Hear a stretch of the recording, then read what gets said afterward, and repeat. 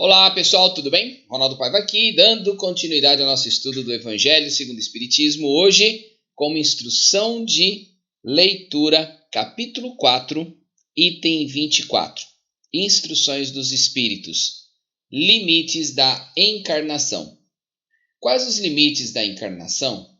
A bem dizer, a encarnação carece de limites precisamente traçados, se tivermos em vista apenas o envoltório que constitui o corpo do espírito, dado que a materialidade desse envoltório diminui à proporção que o espírito se purifica. Em certos mundos mais adiantados do que a Terra, já ele é menos compacto, menos pesado e menos grosseiro e, por consequente, menos sujeito a vicissitudes. Em grau mais elevado, é diáfano e quase fluídico. Vai desmaterializando-se de grau em grau e acaba por se confundir com o perispírito. Conforme o mundo em que é levado a viver, o espírito reveste o invólucro apropriado à natureza desse mundo. O próprio perispírito passa por transformações sucessivas, torna-se cada vez mais etéreo até a depuração completa, que é a condição dos puros espíritos. Se mundos especiais são destinados a espíritos de grande adiantamento, estes últimos não lhes ficam presos, como nos mundos inferiores. O estado de desprendimento em que se encontram lhes permite ir a toda parte onde os chamem às missões que lhes estejam confiadas. Se se considerar do ponto de vista material, a encarnação tal como se verifica na Terra, poder-se-á dizer que ela se limita aos mundos inferiores. Depende, portanto, de o espírito libertar-se dela mais ou menos rapidamente, trabalhando pela sua purificação.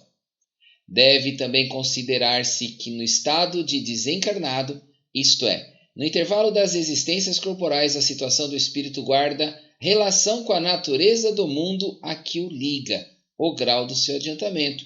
Assim, na erraticidade, é ele mais ou menos ditoso, livre e esclarecido conforme está mais ou menos desmaterializado. Essa mensagem foi enviada a Kardec pelo Espírito São Luís, em Paris, em 1859. Fique agora com os comentários desta leitura. Olá a todos, irmãos e irmãs. Vamos continuar neste dia mais estudos do Evangelho segundo o Espiritismo. Estamos no capítulo 4. Ninguém poderá ver o reino de Deus se não nascer de novo. E hoje, o item 24.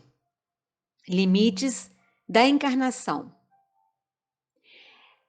Nessa parte do capítulo, temos as instruções do Espírito São Luís, rei da França, que em 1859, em Paris, trouxe para nós essas explicações.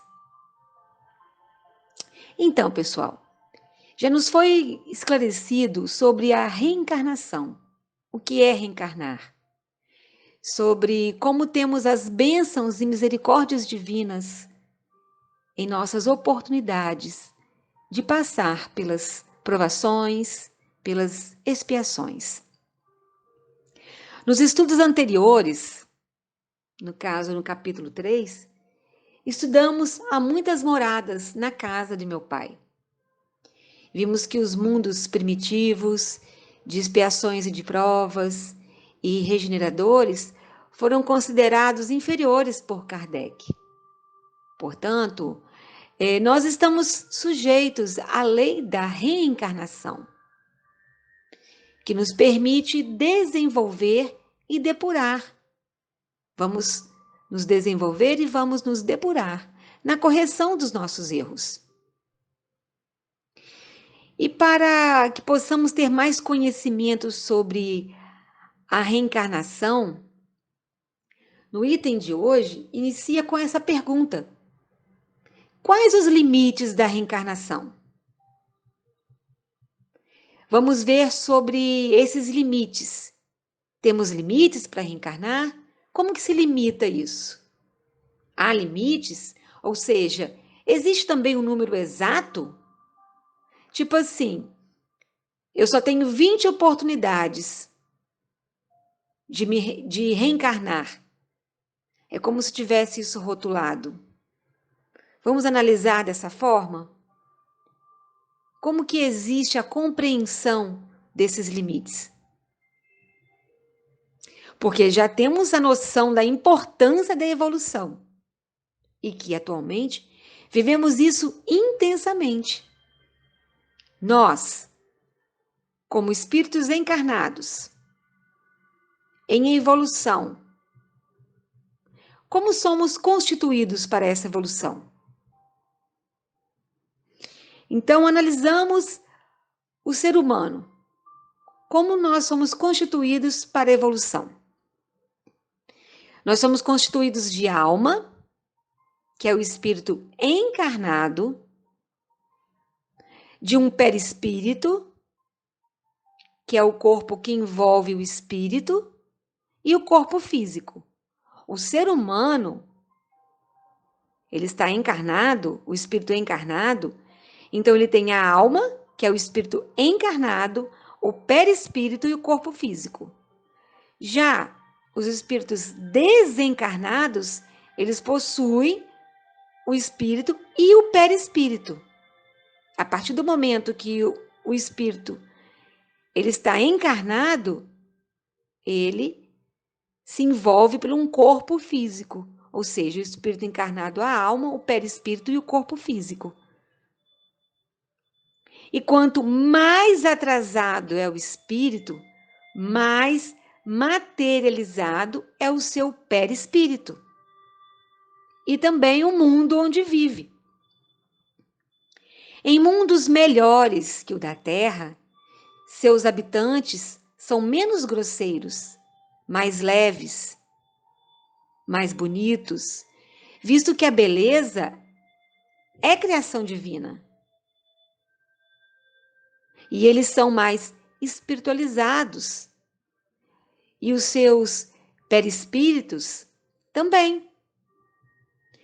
Nessas considerações, São Luís vê o espírito ainda em evolução como encarnado em seu envoltório semimaterial, que vai se desmaterializando de acordo com a evolução, com o desenvolvimento do espírito.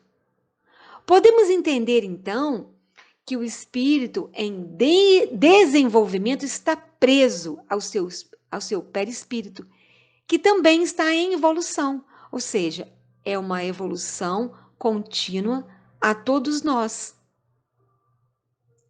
A encarnação não tem propriamente falando limites nitidamente traçados, pois a materialidade desse envoltório diminui à medida que o espírito se purifica. É o que diz São Luís.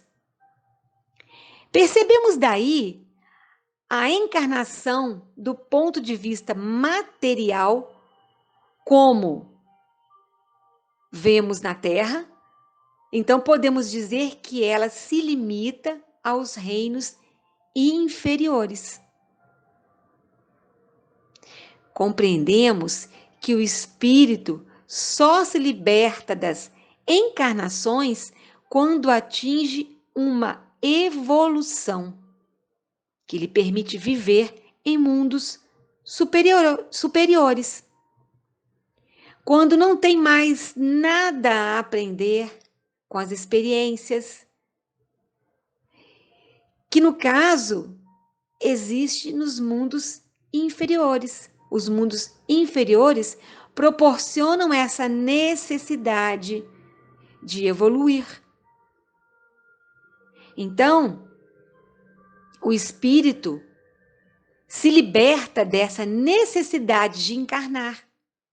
Então, aí é o limite da encarnação, quando o espírito se liberta dessa necessidade. E isso depende apenas do próprio espírito. Então, o espírito, ele se liberta da necessidade de encarnar. Então, esse é o limite. quando ele não tem mais necessidade. Não sabemos se existem espíritos que evoluem sem erros. Sabemos que essa evolução depende de cada um, do nosso esforço. Podemos, então, nos libertar mais depressa ou não, porque usamos o nosso livre-arbítrio. Escolhemos fazer atitudes, praticar ações. São nossas escolhas, que fazemos em cada oportunidade que recebemos. Como, por exemplo, em estar nesse grupo, em aprender mais sobre a doutrina consoladora e edificante. São nossas escolhas. Nós não escolhemos estar aqui? Não escolhemos a oportunidade de aprender com essa doutrina? Então somos nós que iremos limitar as nossas encarnações, dependendo apenas da nossa necessidade, da nossa escolha em evoluir. Sabemos que Jesus, o espírito mais evoluído que viveu na Terra, veio por amor a nós, irmãos inferiores. Ele veio demonstrar as leis divinas e também nos deixa o roteiro desse caminho, seus ensinos, seus exemplos. Ele é o nosso Salvador, porque veio nos ensinar como sermos melhores, como nos libertar da ignorância, como nos libertar da necessidade de vivermos em mundos inferiores. Se seguirmos suas lições, por mais difíceis que nos pareçam, porque serão sempre as nossas escolhas que definirão o que criamos dentro de nós e o que criamos ao nosso redor. Para atingirmos esse alvo de libertação das encarnações em mundos inferiores, podemos nos esforçar, perseverar, vivenciar as lições de Jesus, sermos mais felizes ou menos infelizes, tudo depende de nós, já e agora. Não vamos deixar para depois iniciarmos em nós esses ensinos. Além também de estarmos preparando para nós uma nova estrada na erraticidade. Também escolhermos ser mais felizes, onde nos sentiremos mais livres, mais esclarecidos, com mais paz de consciência. Então, meus irmãos e minhas irmãs, esse limite das encarnações somos nós. Nós somos os únicos responsáveis por limitarmos em nós. Que a paz de Jesus esteja conosco em mais um dia, que possamos analisar, nos permitir evoluir neste caminho, nessa libertação. Que possamos reacender aquela chama que cada um de nós recebeu. A chama eterna do amor divino. Que ela seja presente em cada atitude, em cada pensamento. Porque o nosso Pai eterno nos permite escolher e nos chama para seguir. Que assim seja.